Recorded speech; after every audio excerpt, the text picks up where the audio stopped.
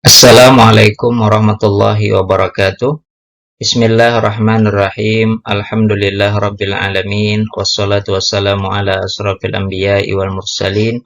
Sayyidina wa maulana Muhammadin wa ala alihi wa ashabihi ajma'in. Sahabat-sahabat sekalian yang berbahagia, kembali berjumpa dengan saya di channel Fakhrul Zaini Al-Alabi. Semoga sahabat-sahabat sekalian dalam keadaan sehat walafiat. Nah, sahabat-sahabat sekalian, pada kesempatan ini saya ingin berbagi ilmu tentang hukum keluarga Islam dengan tema problematika anak angkat. Kenapa saya mengangkat tema ini? Karena dari pandangan saya bahwa masih banyak di masyarakat yang menganggap atau menjadikan anak angkat sama statusnya seperti anak kandung, sehingga anak angkat itu juga mendapatkan warisan dari orang tua angkatnya. Bahkan kalau dia anak perempuan, ya, ternyata ayah angkatnya menjadi wali nikahnya, ya. Nah, padahal hal-hal yang demikian tadi yang saya sebutkan itu bertentangan dengan hukum Islam, ya. Nah, oleh karena itu, ya, perlu kita mengetahui bagaimana hukum Islam memandang tentang pengangkatan anak, atau bagaimana pengangkatan anak yang dibenarkan dalam hukum Islam. Kenapa? Karena sebenarnya pengangkatan anak ini adalah perbuatan yang mulia, ya. Tetapi ketika dilakukan dengan cara-cara yang tidak benar, maka menjadi tercela, ya, atau bahkan mendapatkan dosa, ya. Walaupun niat awalnya adalah baik, ya, ingin melakukan pengangkatan anak, ingin mengasuh anak tersebut, ya, menganggap seperti anak sendiri, ya. Nah, jadi terlihat seperti baik, ya, niatnya baik, tetapi ketika dilakukan dengan cara-cara yang tidak baik, dengan cara-cara penipuan, ya, maka itu adalah perbuatan yang tercela, ya, yang tidak sesuai dengan hukum Islam, ya, bahkan hukumnya adalah haram, ya. Oleh karena itu, mari ikuti penjelasan ini selengkapnya. Baik, ini ada sebuah kasus, ya, yang terjadi di masyarakat, ya. Jadi ada seorang anak perempuan, ya, yang oleh paman-pamannya, ya, baik itu saudara-saudara ayahnya, saudara-saudara ibunya, ya, yang mengatakan bahwa anak tersebut, ya, anak perempuan itu, ya, adalah anak angkat, ya. Jadi bukan anak kandung yang sebenarnya, ya. Nah, kenapa demikian, ya? Karena si ibunya, ya, itu memang tidak pernah hamil, ya, tidak pernah melahirkan, dan mereka memang orang tuanya itu tidak pernah punya anak, ya. Nah, jadi si anak perempuan ini hanyalah anak angkat, ya, yang dipelihara sejak lahir, ya. Nah, tetapi pada kenyataannya, ya, si anak ini mempunyai akta kelahiran, ya. Mempunyai akta kelahiran yang mana di dalam akta kelahiran itu dinyatakan bahwa orang tua angkatnya itulah ayah dan ibu kandungnya, ya. Jadi kan apa yang tertera di dalam akta kelahiran itu kan adalah ayah dan ibu kandung, ya. Nah, itu yang tertera, ya, yang tertera di dalam akta kelahiran, ya. Tetapi sebenarnya kata paman-pamannya, kata bibi-bibinya, bahwa dia itu bukan sebagai anak kandung, ya, tetapi melainkan sebagai anak angkat saja, ya. Nah, bahkan di dalam buku nikahnya, ya, karena si anak ini sudah menikah, dia anak perempuan, wali nikahnya adalah ayah angkatnya itu, ya, yang selama ini diakuinya sebagai ayah kandungnya, ya. Nah, ternyata, ya, hingga meninggal kedua orang tuanya itu, dia itu tidak pernah diberitahu kalau dia itu sebenarnya adalah anak angkat, ya, bukan anak kandung, ya, sampai meninggal kedua orang tuanya, ya. Nah, setelah meninggal kedua orang tuanya, barulah saudara-saudara orang tuanya ini menyampaikan bahwa kamu itu sebenarnya bukan anak kandung ya, tetapi melainkan anak angkat ya.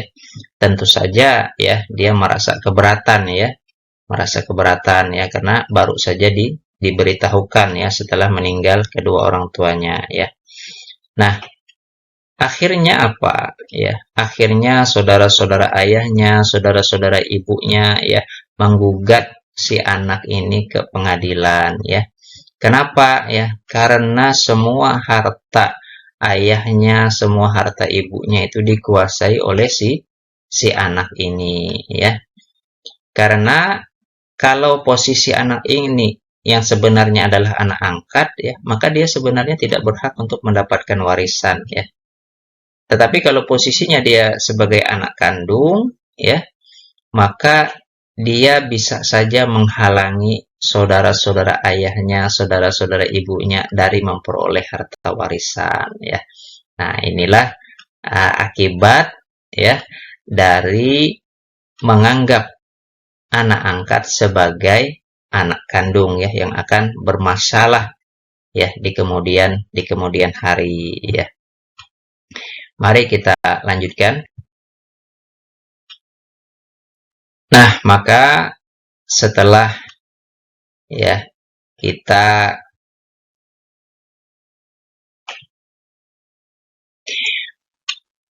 maka dari apa yang saya sampaikan tadi bisa kita sampaikan ya beberapa permasalahan dalam pengangkatan anak ini ya. Ada beberapa hal ya diantaranya menisbahkan anak angkat kepada ayah angkatnya ya.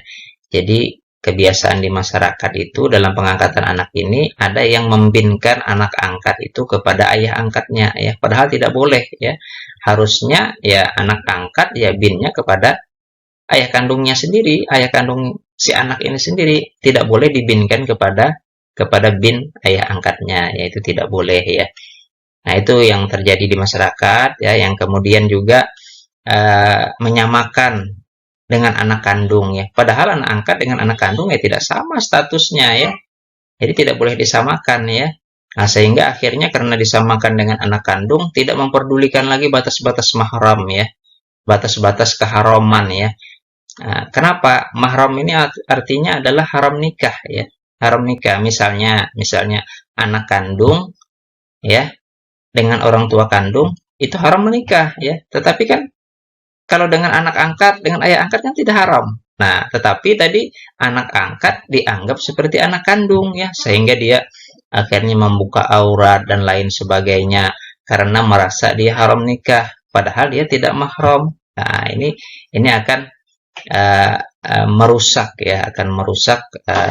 suasana di dalam rumah tangga itu ya, yang sebenarnya ada hubungan mahram ya padahal tidak ada hubungan mahram sama sekali ya. Nah, kemudian lagi ya ada pandangan bahwa anak angkat itu berhak mendapatkan warisan ya. Ini tidak benar ya. Ya. Dan pelanggaran-pelanggaran agama lainnya ya, misalnya orang tua angkat menjadi wali nikah terhadap anak angkatnya, kan tidak boleh ya. Nah, mari kita lihat dasar-dasar hukumnya ya. Nah, kita mulai dengan cara pengangkatan anak. Jadi cara pengangkatan anak tuh seperti apa sih ya? Dia ada dua cara ya yang terjadi di masyarakat ya. Yang pertama cara legal ya. Artinya cara legal itu ya cara yang benar, cara yang sah ya. Yaitu melalui proses persidangan di pengadilan ya. Jadi untuk yang beragama Islam itu di pengadilan agama ya, kemudian yang non Muslim itu di pengadilan negeri ya. Nah, jadi ketika ingin melakukan pengangkatan anak yang benar, yang legal, yang sah, itu harus mengajukan permohonan ke pengadilan agama ya. Nanti semua pihak dipanggil ya, baik itu orang tua angkat ya maupun orang tua kandungnya ya, itu dihadirkan di persidangan ya. Nah, jadi jelas ya, orang tua angkatnya jelas, orang tua kandungnya jelas ya. Nah, nanti jika permohonan itu dikabulkan ya, maka akan dinyatakan ya di dalam putusan itu bahwa menetapkan si pemohon ya, para pemohon orang tua angkat tadi adalah orang tua angkat ya, adalah ayah dan ibu angkat dari si anak ya. Jadi dan tetap dibinkan kepada bin orang tua kandungnya ya, tidak dibinkan kepada orang tua angkatnya. Jadi tetap disebutkan di situ sebagai anak angkat kedudukannya ya, bukan anak kandung ya. Nah, itu kalau dilakukan dengan cara-cara yang legal ya, dengan cara-cara yang sah atau dibenarkan di dalam hukum.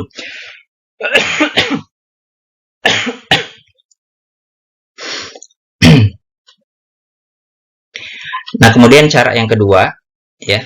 Nah, ini banyak terjadi di masyarakat ya. Cara yang kedua ini cara ilegal ya. Cara yang tidak sah, cara yang tidak sesuai dengan hukum ya, yaitu dengan jalan penipuan ya. Penipuan atau pengakuan palsu ya. Kenapa ya? Karena setelah saya teliti ya, saya lihat ya, saya mendengar ya, wawancara dengan pihak Dukcapil ya, bahwa mereka mengatakan ya bahwa akta kelahiran itu dibuat berdasarkan alat bukti ya. Alat buktinya apa ya? Ada buku nikah kedua orang tuanya ya, kemudian ada surat keterangan lahir ya.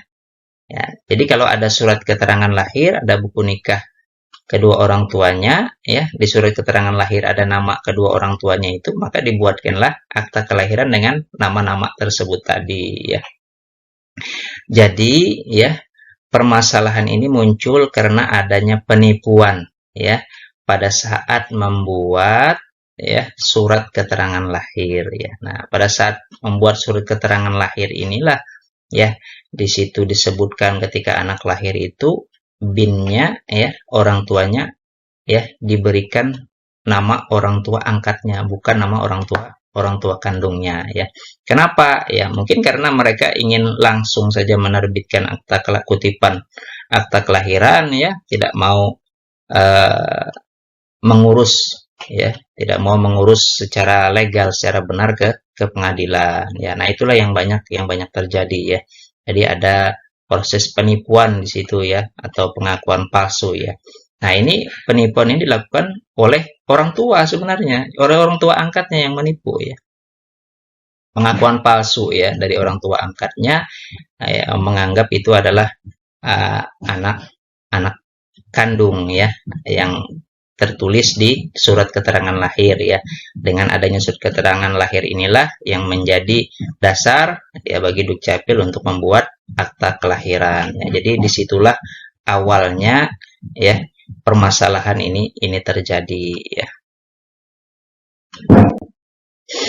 Nah, dasar hukumnya ya yaitu Undang-Undang Nomor 3 Tahun 2006 tentang perubahan atas Undang-Undang Nomor 7 Tahun 1989 tentang Peradilan Agama, di mana di dalam pasal 49 disebutkan bahwa Pengadilan Agama bertugas dan berwenang memeriksa, memutus, dan menyelesaikan perkara di tingkat pertama antara orang-orang yang beragama Islam ya, di bidang perkawinan ya. Nah, yang termasuk di dalam bidang perkawinan ini adalah penetapan pengangkatan anak berdasarkan hukum Islam ya.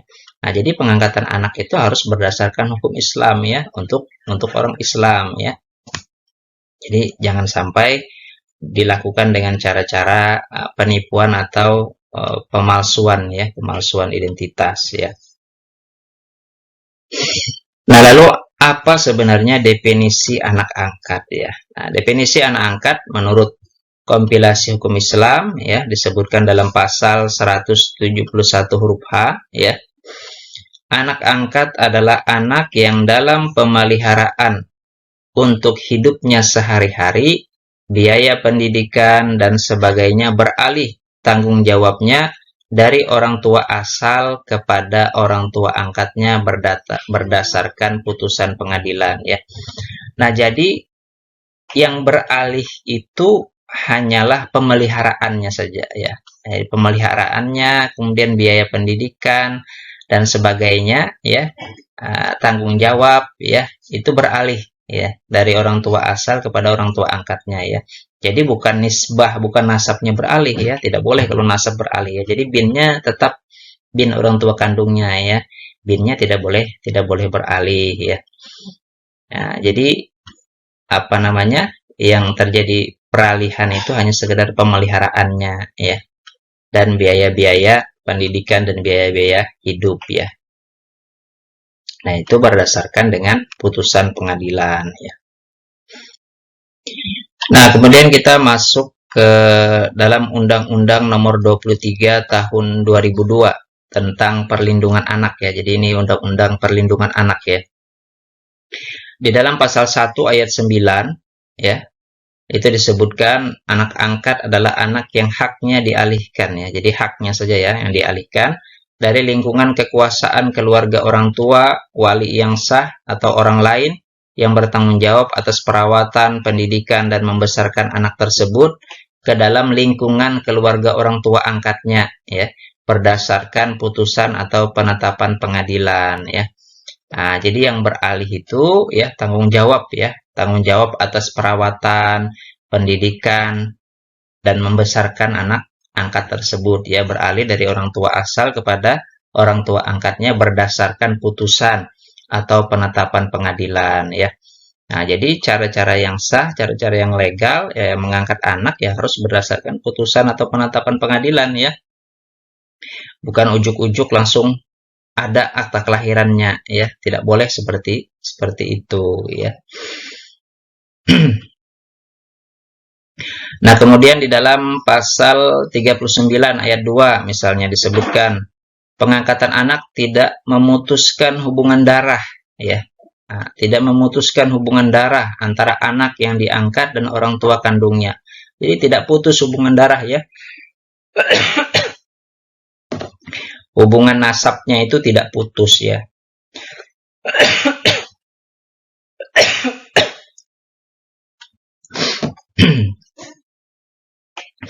Jadi si anak angkat ini tetap dibinkan kepada orang tua kandungnya ya.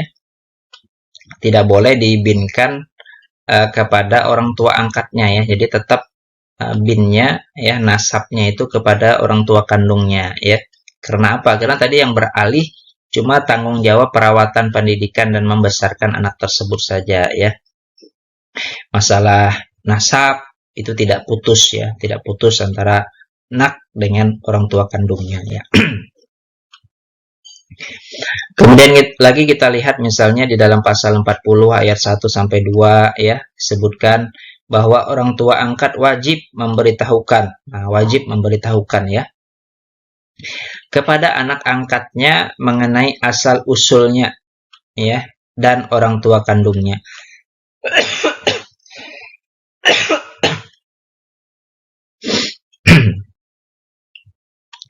Nah, jadi di sini di ayat 1 ini orang tua angkat wajib memberitahukan kepada anak angkatnya itu ya asal usul si anak angkat ini dan siapa orang tua kandungnya itu. Nah, jadi orang tua angkat ini wajib memberitahukan kepada anak angkatnya itu mengenai asal usul si anak angkat ini ya dan siapa orang tua kandungnya yang sebenarnya ya. Nah, pemberitahuan asal usul dan orang tua kandungnya dilakukan dengan memperhatikan kesiapan anak yang bersangkutan. Jadi di umur berapa kira-kira anak ini layak gitu ya.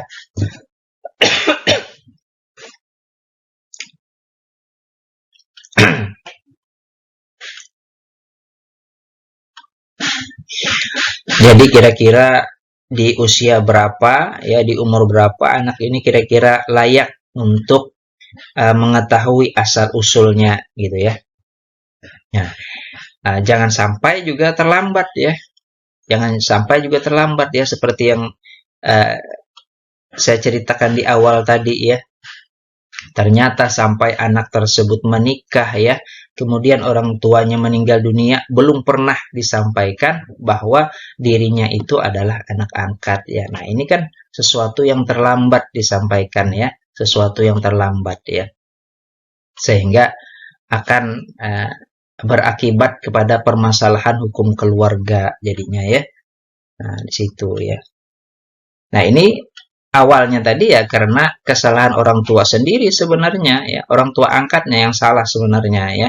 Karena menjadikan dia anak kandung ya dengan dimasukkan di dalam akta kelahiran sebagai anak dan orang tua kandungnya. Itulah kekeliruan fatalnya itu di situ ya. Jadi kekeliruan asalnya itu adalah pada dokumen itu ya, pada dokumen itu. Nah, baik, kita lanjutkan.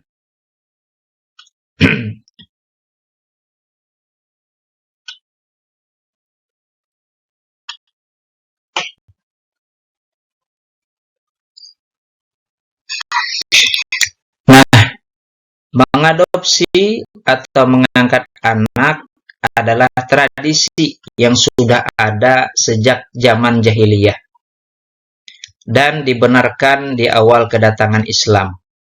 Bahkan Rasulullah Shallallahu Alaihi Wasallam mengadopsi Zaid bin Harisah sebelum beliau diangkat sebagai nabi ya. Nah, jadi sudah populer ya bahwa nabi itu punya anak angkat bernama Zaid bin Harisah ya. Zaid bin Harisah ya. Nah, yang pada saat beliau mengadopsi ya, mengangkat anak si Zaid ini, itu beliau masih belum diangkat menjadi nabi ya. Jadi belum usia beliau 40 tahun ya. Nah, jadi ceritanya ya, Zaid bin Harisah ini ya, dia sempat diculik ya, kemudian diculik dari orang tuanya ya. Jadi dicuri dari orang tuanya ya. Kemudian dia diperjualbelikan ya, dijadikan budak ya. Kemudian akhirnya ya, pada akhirnya dibeli oleh istri Nabi Shallallahu Alaihi Wasallam, Sayyidatuna Khadijah ya, dibeli oleh beliau ya. Kemudian karena melihat perangai si anak ini, si Zaid ini baik gitu ya, maka oleh Sayyidatuna Khadijah dihadiahkan kepada suami tercinta baginda Nabi Muhammad Sallallahu Alaihi Wasallam ya. Nah, akhirnya ya, karena Nabi juga senang melihat Zaid ya, maka beliau mengangkat Zaid ini sebagai anak angkat ya.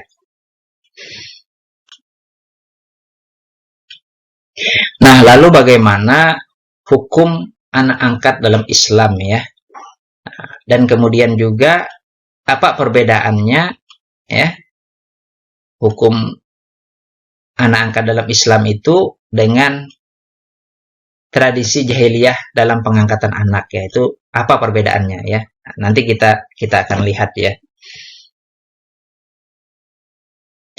Nah, yang pertama ya, di dalam hukum pengangkatan anak ya, dalam Islam itu adanya larangan menisbatkan anak angkat kepada selain ayah kandungnya ya. Nah, kalau di dalam tradisi jahiliyah ya, tradisi orang-orang bodoh ya, bahwa anak angkat dinisbahkan kepada anak angkatnya, kepada orang tua angkatnya, kepada bapak angkatnya ya.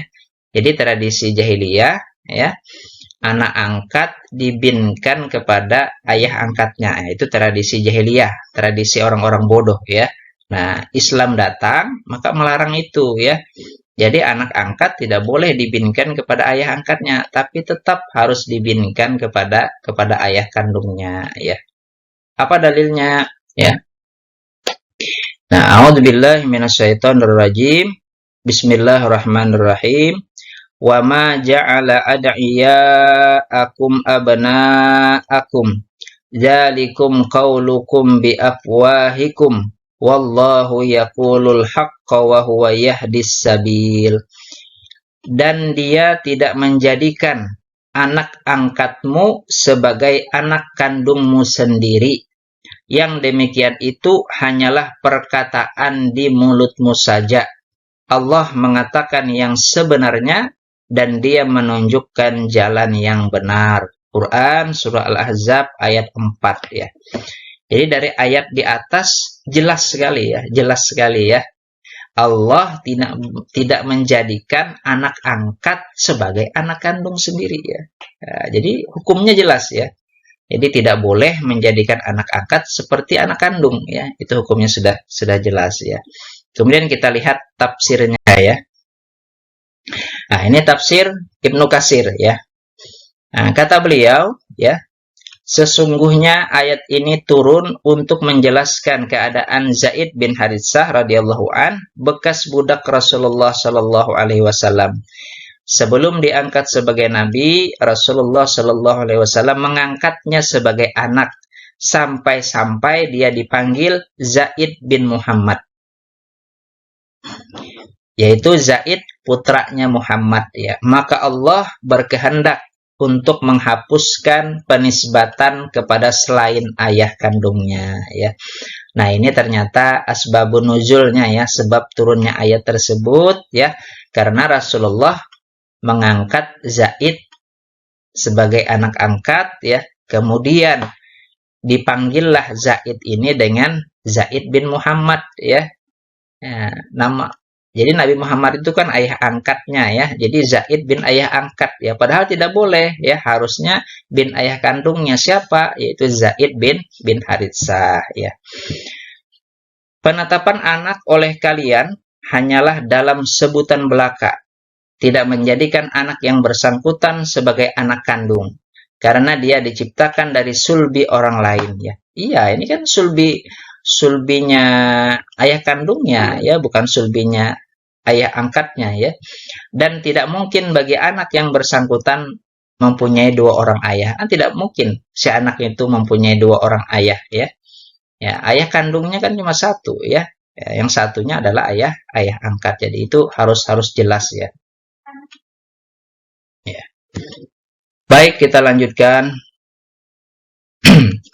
Nah, kemudian di dalam ayat yang lain ya, ud'uhum li'abaihim huwa aqsatu 'indallah fa illam ta'lamu aba'ahum fa ikhwanukum fid din wa mawalikum wa laysa 'alaikum junahum fima akhta'tum bihi walakin ma ta'ammadat qulubukum wa kana Allahu ghafurur rahima. Wa kana Allahu ghafurur rahima. Panggillah mereka anak angkat itu dengan memakai nama bapak-bapak mereka. Itulah yang adil di sisi Allah. Dan jika kamu tidak mengetahui bapak mereka, maka panggillah mereka sebagai saudara-saudaramu seagama dan maula-maulamu. Dan tidak ada dosa atasmu jika kamu khilaf tentang itu. Tetapi yang ada dosanya apa yang disengaja oleh hatimu. Allah Maha Pengampun, Maha Penyayang. Quran Surah Al-Ahzab ayat 5. Nah, jadi di ayat ini ditegaskan lagi ya, setelah tadi di dalam ayat sebelumnya ya, tidak boleh menisbatkan, membinkan anak angkat kepada ayah angkatnya ya, harus kepada ayah kandungnya sendiri ya. Nah, sekarang tidak boleh memanggil ya. Memanggil anak angkat dengan memakai ya ayah angkatnya tidak boleh, tapi panggillah anak itu ya dengan memakai nama bapak kandungnya ya, nama bapak mereka sendiri ya. Nah, itu ya. Jadi lebih jelas lagi di sini ya ditekankan. Nah, jadi dua ayat ini cukup ya untuk menunjukkan keharaman ya membinkan anak angkat kepada ayah angkatnya ya, harus tetap dibinkan kepada ayah kandungnya ya. Nah, lalu tafsir ayat ini seperti apa ya? Nah, Imam Ibnu Katsir menjelaskan ayat ini berisi perintah Allah Subhanahu wa taala yang menghapuskan perkara yang dibolehkan di awal Islam, yaitu mengakui sebagai anak terhadap orang yang bukan anak kandung, yaitu anak angkat. Maka dalam ayat ini Allah Subhanahu wa taala memerintahkan untuk mengembalikan penisbatan mereka kepada ayah mereka yang sebenarnya, yaitu ayah kandung, dan inilah sikap yang adil kata Allah dan tidak berat sebelah ya.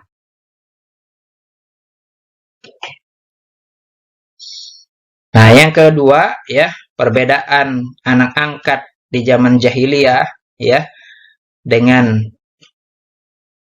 hukum Islam ya. Yang kedua adalah anak angkat tidak berhak mendapatkan warisan dari orang tua angkatnya ya. Kalau pada masa zaman jahiliyah ya, zaman orang-orang bodoh ya, anak angkat itu mendapat warisan dari orang tua angkatnya ya. Tetapi dalam hukum Islam, anak angkat tidak berhak mendapatkan warisan ya, karena dia bukan anak kandung ya. Nah, itu nanti bisa dibaca sendiri ya di dalam Quran surah An-Nisa ayat 11, 12, 176 ya, atau Quran surah Al-Anfal ayat 75 ya, atau Quran surah Al-Ahzab ayat 6 ya. Silakan dibaca ya, siapa yang berhak untuk mendapatkan warisan ya, atau siapa saja ahli waris ya. Nanti akan terlihat bahwa anak angkat tidak termasuk sebagai ahli waris ya. Nah, timbul pertanyaan ya, karena anak angkat itu bukan ahli waris, pertanyaannya adalah, bolehkah anak angkat memperoleh harta dari orang tua angkatnya ya? Tadi kan kalau warisan tidak boleh ya. Nah, tapi pertanyaannya adalah, bolehkah anak angkat memperoleh harta dari orang tua angkatnya? Jawabnya, ya tentu boleh ya. Tentu boleh ya. Tentu boleh ya. Dengan jalan apa ya? Ada 3 jalan ya. Yang pertama, dengan jalan hibah ya. Jadi ketika orang tua angkat itu masih hidup ya, dia menghibahkan ya, memberikan sesuatu kepada anak angkatnya ya. Misalnya dia punya banyak rumah ya, misalnya ya, kemudian dia kasihkan angkatnya, ini karena kamu nih anak angkat saya, kamu tidak berhak atas warisan. Nah, ini apa namanya, rumah ini untuk kamu misalnya ya. Nah, itu namanya hibah ya, hibah dari orang tua angkat kepada anak angkatnya, itu dibolehkan ya. Apa ada jalan lain lagi selain hibah? Masih ada ya, yaitu dengan jalan wasiat ya. Nah, wasiat ya, orang tua berwasiat ketika dia masih hidup ya, bahwa nanti ketika dia sudah meninggal dunia ya, maka misalnya maka rumah yang di sana itu diberikan kepada anak angkatnya gitu ya. Nah, jadi kalau wasiat itu diwasiatkan ketika masih hidup, diberlakukan ketika si pemberi wasiat ini sudah meninggal dunia ya, itu bedanya ya. Nah, dan wasiat ya, itu tidak boleh lebih dari 1/3 daripada harta peninggalan dari almarhum atau almarhumah ya, tidak boleh lebih ya daripada 1/3 ya. Kemudian masih ada jalan yang lain ya. Nah, jadi kalau ternyata ya si orang tua angkat tidak memberi hibah ya ketika dia masih hidup ya, tidak juga berwasiat kepada anak angkatnya ya, padahal selama ini ya anak angkat itulah ya yang memelihara orang tua angkatnya ya, padahal selama ini ya anak angkat inilah yang memelihara orang tua angkatnya ya, sampai orang tua angkat itu meninggal dunia telah dipelihara dengan baik ya. Nah, ternyata orang tua angkat lupa untuk memberikan sesuatu kepada anak angkatnya ya. Maka caranya bagaimana? Caranya adalah mengajukan ke pengadilan agama, yaitu memohon agar diberikan wasiat wajibah ya. Jadi karena tadi orang tuanya tidak berwasiat ya, pengadilan agama bisa menetapkan wasiat wajibah yang jumlahnya tidak boleh lebih dari 1/3 ya. Yaitu nanti keluarlah putusan pengadilan ya yang memberikan si anak itu wasiat wajibah ya, tidak lebih dari 1/3 dari harta orang tua angkatnya ya. Jadi ini artinya si anak itu berhak ya atas harta dari orang tua angkatnya ya dengan jalan 3 ini ya.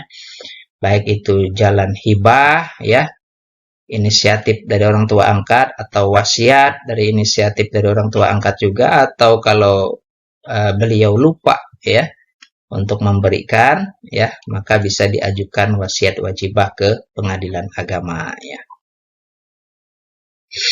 Nah, kemudian perbedaan yang ketiga ya antara tradisi pengangkatan anak pada masa jahiliyah ya, pada masa zaman kebodohan ya, dengan hukum Islam ya, bahwa anak angkat bukanlah mahram ya.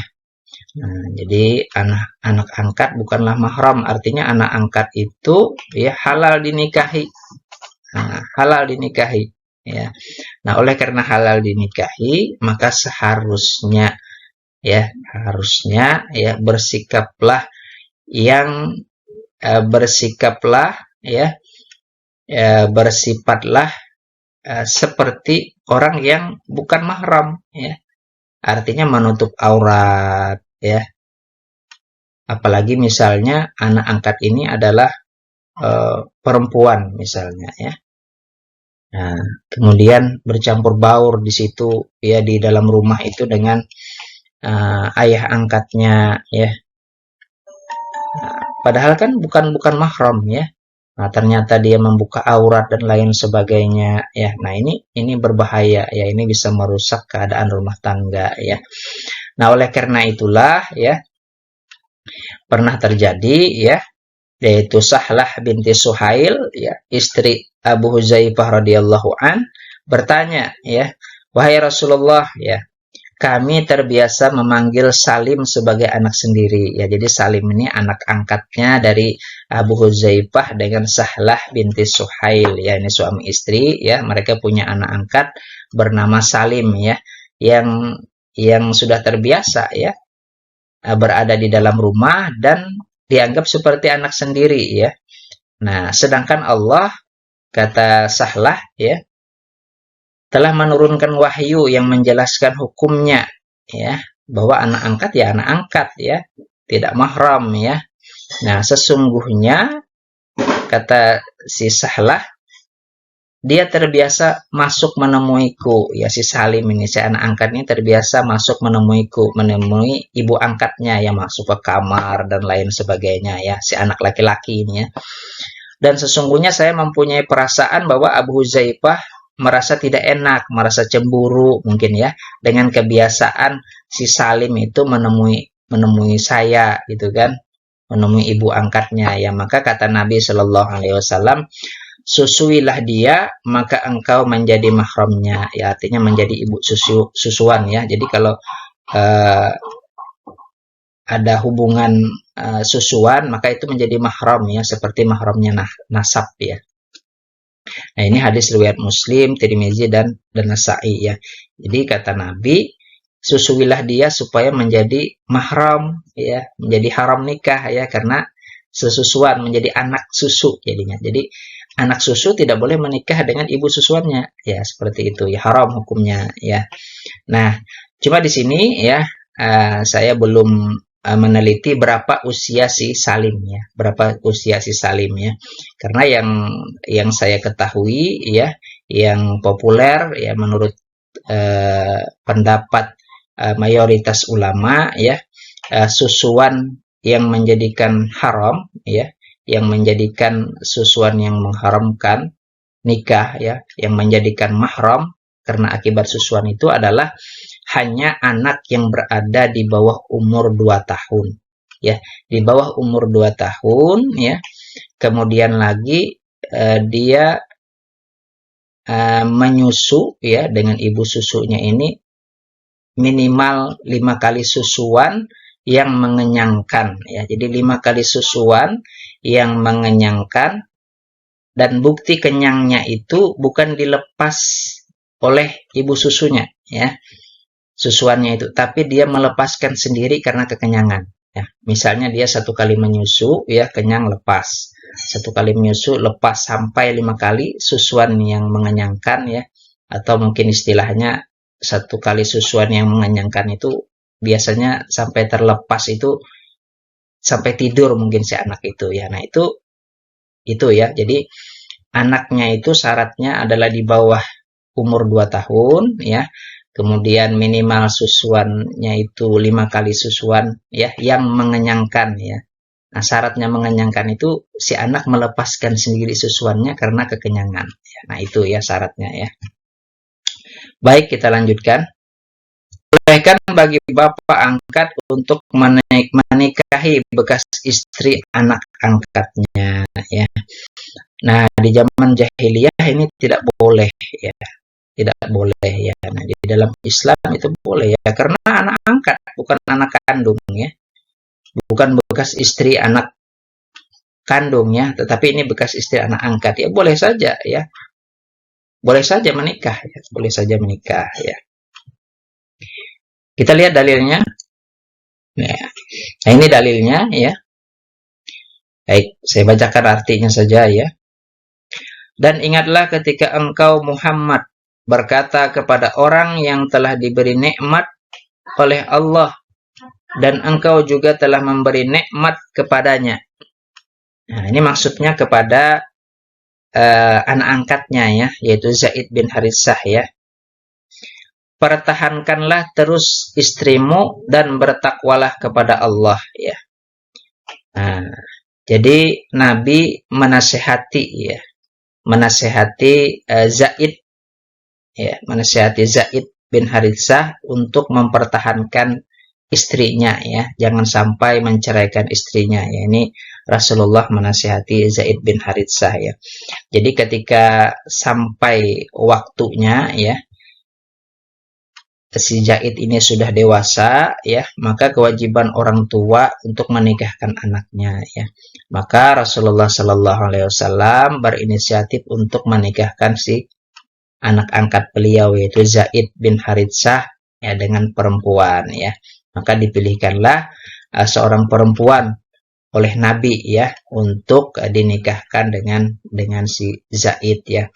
Ternyata ya dengan wanita pilihan Rasulullah ini ya, hubungan mereka, hubungan suami istri itu ternyata tidak bagus ya, sehingga si Zaid ingin menceraikan istrinya ya. Maka dinasihati oleh Rasulullah Sallallahu Alaihi Wasallam, pertahankanlah terus istrimu dan bertakwalah kepada Allah Subhanahu Wa Taala. Nah, sedangkan engkau menyembunyikan di dalam hatimu apa yang akan dinyatakan oleh Allah Subhanahu Wa Taala ya. Nah, jadi ya di dalam hati Rasulullah Sallallahu Alaihi Wasallam ya, sebenarnya seandainya nanti terjadi perceraian antara Zaid dengan istrinya ya, maka Rasulullah akan menikahi mantan istri si Zaid ya, tentunya setelah habis masa iddahnya ya. Dan engkau takut kepada manusia ya, padahal Allah lebih berhak engkau takuti ya. Jadi jangan takut kata Allah ya, jangan malu gitu ya. Karena apa? Karena tadi kan kebiasaan zaman jahiliyah tidak boleh menikahi bekas istri anak angkat ya, padahal dalam Islam itu boleh ya. Nah, inilah yang akan nanti yang akan membatalkan ya, membatalkan tradisi jahiliyah yang salah itu ya. Maka ya ketika Zaid telah mengakhiri keperluan terhadap istrinya ya, atau menceraikannya, akhirnya setelah dinasihati Rasulullah pun dia tetap juga si Zaid ini akhirnya menceraikan istrinya ya. Kami nikahkan engkau dengan dia ya, yaitu Zainab ya. Jadi istrinya, mantan istrinya Zaid bin Haritsah ini Zainab ya. Nah, Zainab binti Jahsi ya. Nah, agar tidak ada keberatan bagi orang mukmin ya. Artinya agar menjadi hukum bagi orang mukmin bahwa boleh menikah dengan mantan istri bekas anak angkat ya. Nah, jadi di sini yang menikahkan ya, ini luar biasa ya. Jadi yang menikahkan Nabi Muhammad SAW dengan Zainab ya, itu adalah Allah ya. Makanya redaksinya ya, kami nikahkan engkau dengan Zainab agar tidak ada keberatan bagi orang mukmin ya, Masya Allah ya. Jadi Rasulullah itu melakukan poligami ya bukan karena hawa nafsu ya. Ya, kebanyakan istri-istri Nabi itu Allah yang menikahkan ya. Allah yang menikahkan ya. Bukan atas dorongan hawa nafsu ya.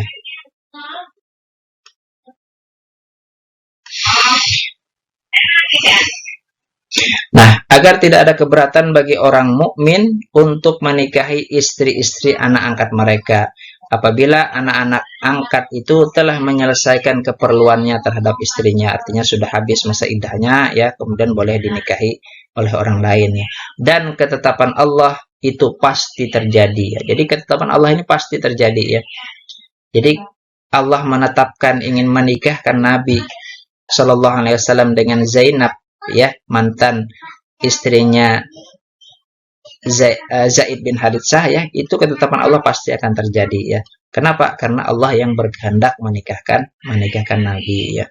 Ini Quran surah Al-Ahzab ayat 37.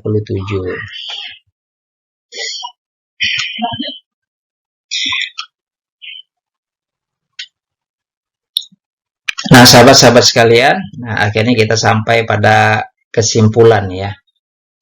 Nah, kesimpulannya ya, pengangkatan anak adalah suatu perbuatan yang sangat mulia ya, betul ya. Pengangkatan anak adalah suatu perbuatan yang sangat mulia jika dilakukan sesuai dengan tuntunan syariat Islam ya. Sebaliknya, jika tidak sesuai syariat, maka pengangkatan anak menjadi tercela bahkan hukumnya haram ya. Demikian apa yang dapat saya sampaikan. Mudah-mudahan bermanfaat. Billahi taufik wal hidayah. Wassalamualaikum warahmatullahi wabarakatuh.